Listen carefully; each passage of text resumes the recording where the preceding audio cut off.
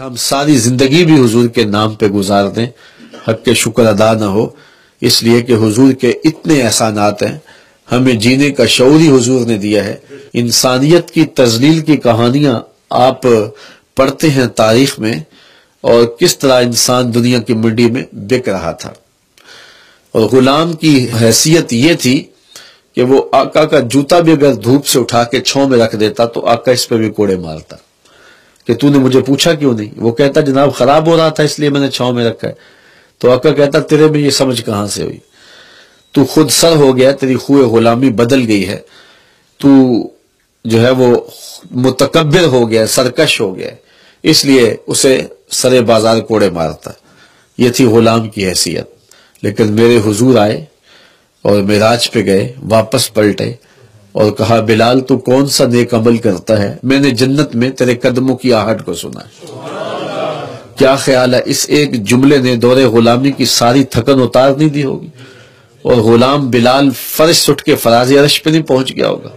جو آقا کا جوتا بھی بغیر اذن کے چھو نہیں سکتا، اس کو دو جہاں کا سردار کہہ رہا ہے کہ میں نے تیرے قدموں کی آواز کو جنت میں سنا ہے۔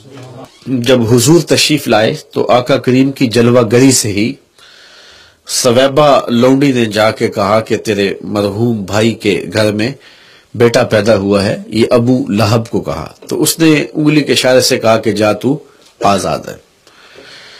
تو یہاں ایک پہلو تو یہ ہے کہ اس کو بعد میں فائدہ ہوا، اور قبر میں بھی اس کو انگلی سے پانی اور مشروب ملتا رہا، اور عذاب میں بھی تخفیف رہی۔ بڑے بڑے محدثین نے لکھا ہے اس بات کو۔ لیکن دوسرا پہلو بھی ہے، اور وہ یہ کہ حضور نے صحن کائنات میں قدم رکھا، غلامی کی زنجیریں ٹوٹنے لگی، اور یہ پیغام تھا حضور کے آنے کا۔ اور پھر حضور نے ایسے طریقے دیے غلامی کو ختم کرنے کے کہ غلامی عملاً ختم ہو گئی۔ روزہ توڑ بیٹھے ہو غلام آزاد کرو، زہار کے کفارے میں غلام آزاد کرو، قسم توڑ بیٹھے ہو تو غلام آزاد کرو، اور ویسے بھی ترغیب دی۔ اور پھر وقت آیا کہ دنیا کے اوپر غلامی کا وہ رنگ اور وہ روپ باقی نہ رہا، اور حضور نے فتح مکہ کے دن اپنے ساتھ غلام زادے کو، حضرت اسامہ بن زید کو بٹھا کر کے دنیا پر عملاً اعلان کیا کہ آج فتح مکہ جو ہے وہ غلاموں کو عزت دینے کا دن آ گیا، اور دوسرے غلام کو کعبے کی چھت پہ چڑھا دیا اور کہا بلال تم یہاں کھڑے ہو کے اذان پڑھو، اور سارے کرشی نیچے ہیں اور حبشی اوپر کھڑا ہوا ہے۔ تو یہ حضور کا دیا ہوا نور ہے۔ آج انسانیت کی توقیر جہاں بھی ہے، جس ملک میں بھی ہے، اور جس بھی قانون کے تحت ہے، وہ سارے قوانین محمد عربی کے قدموں سے نکلتے ہیں۔ آج عورت کے حقوق کی بات ہوتی ہے تو ہم اس منظر کو نہیں بھول سکتے ہیں کہ جب بیٹی کو زندہ درگور کر دیا جاتا تھا، اور اس پہ باپ فخر کرتا تھا، اور کتنا پست قامت سماج تھا، اور کتنا گنونا معاشرہ تھا کہ بیٹی کو ذبح کر کے، بیٹی کو قتل کر کے، بیٹی کو زندہ درگور کر کے، اس کا گلا گھونٹ کے باپ داد پاتا تھا۔ آج اپنی بیٹی کے لیے محبت بڑی بات میں کہہ دوں، آپ کہہ دیں تو یہ بڑی بات نہیں ہوگی۔ اس معاشرے میں بیٹی سے پیار کیا جاتا، لیکن جب بیٹی کو زندہ درگور کر کے باپ فخر کرتا تھا، اس زمانے میں حضور کا یہ فرمانا یہ صرف کلمہ محبت ہی نہیں ہے، یہ کلمہ جہاد بھی ہے کہ میری بیٹی فاطمہ میرے جگر کا ٹکڑا ہے۔ یعنی یہ اس ماحول کے اندر بات کہی گئی ہے جس ماحول میں بیٹی کو زندہ درگور کر کے باپ فخر کرتا تھا۔ آج تو بچیوں کے لیے جذبات اچھے ہیں، نیک ہیں۔ میں نے اپنے گجرانوالا کی کلاتھ مارکیٹ میں ایک بوڑھے شخص کو دیکھا کہ اس نے اپنی جھکی ہوئی کمر کے اوپر بوریاں لادی ہوئی تھی۔ شناسائی تھی تو میں نے روک کے کہا کہ اب کام چھوڑ نہیں دیتے، آپ بوڑھے ہو گئے۔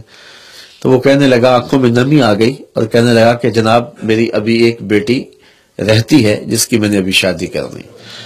تو میں نے کہا یہ باپ تو زندہ درگور کرتا تھا، اس کے سینے میں پیار کس نے لکھ دیا؟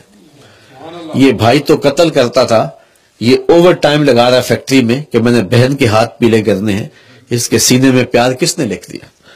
یہ بیرون ملک میں یہاں آتا ہوں تو لوگ یہاں پردیس کاٹ رہے ہیں کہ ہم نے اپنی بیٹیوں کے لیے اچھا ماحول دستیاب کرنا ہے، اور ان کی شادیاں اچھے ماحول میں کر دیں، اور یہ مشقتیں یہ کیوں کاٹی جا رہی ہیں، یہ پیار سینے میں کس نے لکھ دیا؟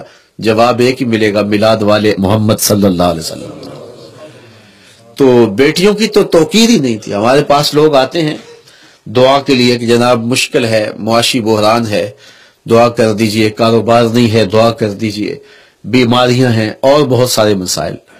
لیکن بعض لوگ دعا کے لیے کہتے ہیں تو ان کے ہونٹ کپ کپا رہے ہوتے ہیں اور بدن لرز رہا ہوتا ہے، اور پھر جب سنتے ہیں تو اپنا دل بھی قابو میں نہیں رہتا، کہتے ہیں جناب دعا کر دیجئے، ہماری بیٹی سسرال میں دکھی ہے، اللہ اسے سکھ دے دے۔ تو بیٹی سسرال میں دکھی ہو تو باپ سو نہیں سکتا، ماں کو نیند نہیں آتی۔ بیٹی کا فون آیا ہے، اس نے بتایا بھی کچھ نہیں، صرف لہجہ ٹوٹا ٹوٹا تھا، تو باپ کو چین نہیں آ رہا، ماں کو چین نہیں آ رہا۔